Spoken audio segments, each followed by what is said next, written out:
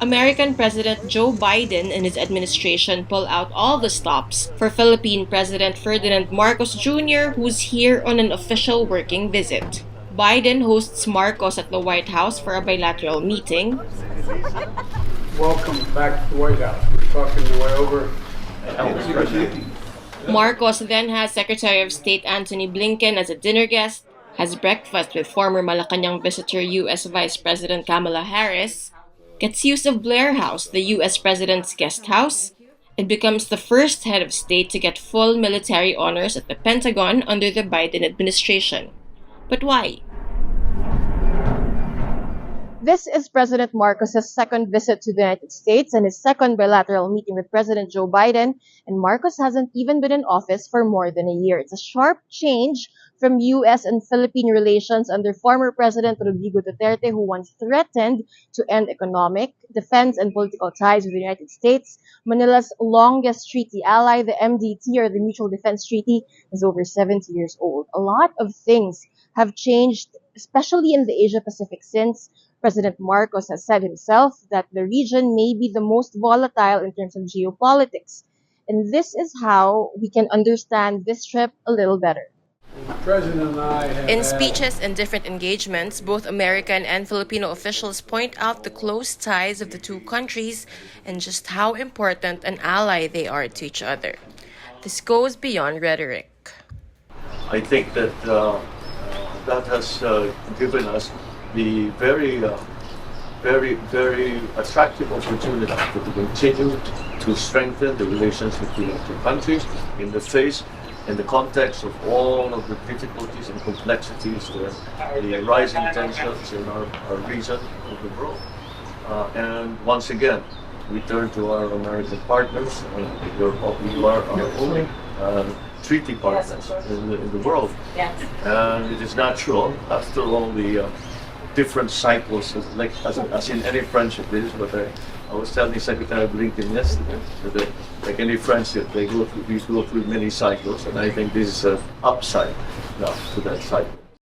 Manila is crucial for Washington due to its location, the South China Sea to its west, and Taiwan, a flashpoint for U.S.-China tensions in the region, directly above it.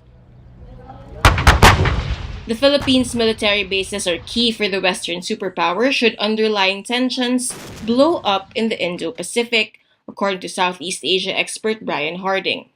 Washington is of value to Manila too, especially since it's playing catch-up in asserting itself amid China's aggressions in the South China Sea. His Excellency Ferdinand Romualdez Marcos Jr. At the Pentagon, U.S. Defense Secretary Lloyd Austin, who's already visited Malacanang in the past, promises to have your back in the South China Sea or elsewhere in the region, referring to the 71-year-old Mutual Defense Treaty.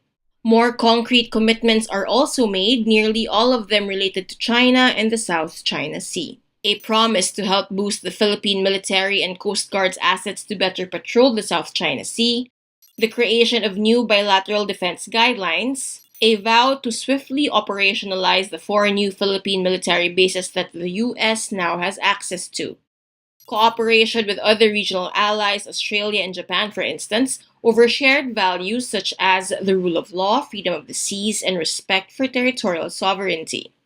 An increased tempo of combined maritime activities such as joint patrols to support the Philippines' lawful exercise of its rights in the South China Sea. By the looks of it, Manila and Washington are back in each other's arms. And just like most other long-term relationships, the Philippines and the U.S. have a long, deep, and sometimes complicated relationship. The opening of 4 more bases to American boots triggers memories and fears of abuse, not to mention concerns of being dragged into the U.S. and China's competition. The Marcos clan's personal history plays into this too. President Marcos is the son and namesake of a dictator who had Washington support, something Biden had once opposed. The U.S. took the Marcos clan in after it fled Malacanang after the revolution. The president, in fact, faces a contempt judgment in connection with a human rights class suit against his late dictator father. But there is no mention of that history from the U.S. officials he meets.